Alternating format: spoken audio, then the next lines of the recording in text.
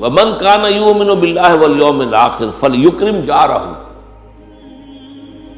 اور جو شخص بھی اللہ پر اور یوم آخر پر ایمان رکھتا ہو اسے چاہیے، اس کا فرض ہے، یہ فعل امر ہے کہ وہ اپنے پڑوسی کی عزت کرے، احترام کرے، اکرام کرے۔ یہ میں نے کہا تھا حسن معاشرت، پڑوسی کے حقوق۔ یہاں تک آیا ہے حضور نے فرمایا کہ جبرائیل مجھے پڑوسی کے حقوق کی اتنی تاکید کرتے رہے، اتنی تاکید کرتے رہے، اتنی تاکید کرتے رہے کہ مجھے گمان ہوا کہ شاید پڑوسی کو وارث بھی بنا دیا جائے گا،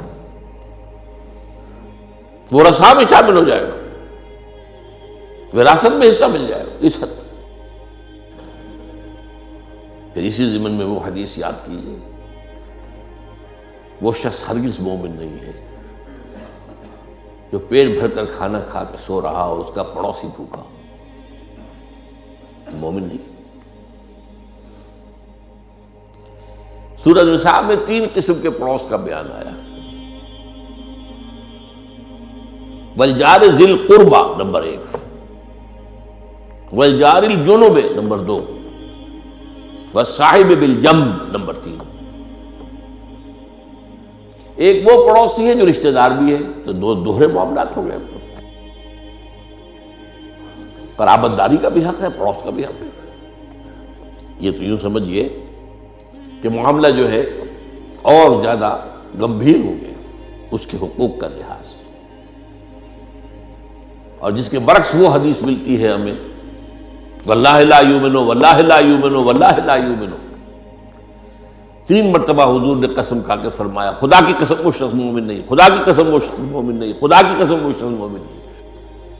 صحابہ کانپ گئے ہوں گے، لرز گئے ہوں گے، کون بدبخت ہے جس کے بارے میں حضور 3 مرتبہ قسم کھا کر یہ فرما رہے ہیں۔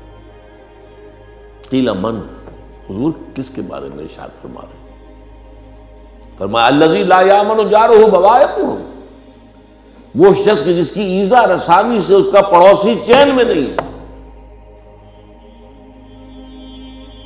آپ بد اخلاق ہیں، پڑوسی ڈرتا رہتا ہے پتہ نہیں کب کیا بک جائیے، کیا زبان سے کہہ دے، اس سے تو گفتگو کرنا ہی غلط ہے۔ اب ظاہر بات ہے کہ اس کے بعد ایک آدمی شریف ہے، سفید پوش ہے، وہ اپنی عزت کو بچاتا ہے، ڈرتا رہتا ہے کہ خام خواہ یہ اس شخص کی جو ہے ایذا رسانی سے اور اس کی جو کج خلقی ہے میں اسے اپنے آپ کو بچاؤں۔ وہ شخص جو ہے ایسا شخص جس کی وجہ سے یہ خوف ہو، وہ ہرگز مومن نہیں ہے، خدا کی قسم مومن نہیں ہے، خدا کی قسم مومن نہیں ہے، خدا کی قسم مومن نہیں ہے۔